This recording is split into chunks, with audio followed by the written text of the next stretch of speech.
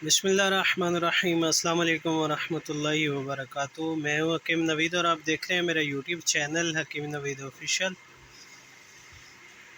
जानवरों की बीमारी के लिए एक धुआं इस्तेमाल किया जाता है जिसके देने से जानवरों की जिल्द में जो लंपी स्किन होती है वो बाहर निकलती है। उसके फोड़े जो हैं जल्दी फट जाते हैं और जानवर जल्दी सेहतयाबी की तरफ मुड़ जाता है। तो इसकी चीज़ें बहुत ही आसान और सस्ती हैं, आपको वीडियो में दिखाई जा रही हैं।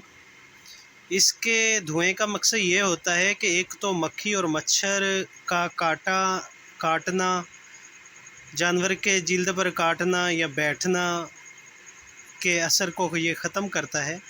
उसके अलावा किसी किस्म की सोजश जिल्द के ऊपर नमूदार हो जाती है, या सावन के मौसम में जो और आजकल बारिशों के सीज़न में कीचड़ की वजह से उनके टखनों में बहुत ज़्यादा सुर्खी नमूदार होती है, उसके लिए ये धुआं बहुत ही मुफीद साबित होता है।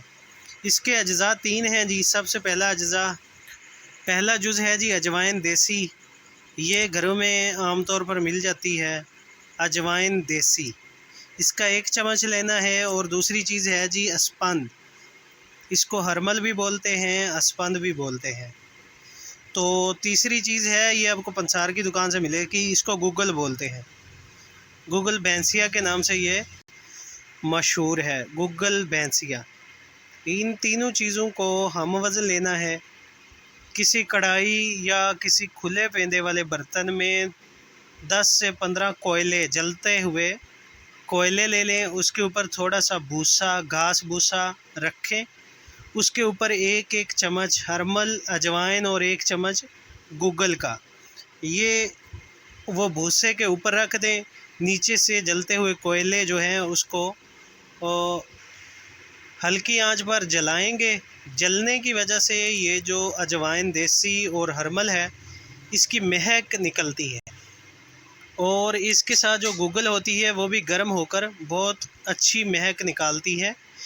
ये पुराने ज़माने के लोग ये धुआं अपने जानवरों या बच्चों वगैरह के लिए जब उनको नज़र लगती थी, नज़र बद का ये बहुत ही आसान इलाज है।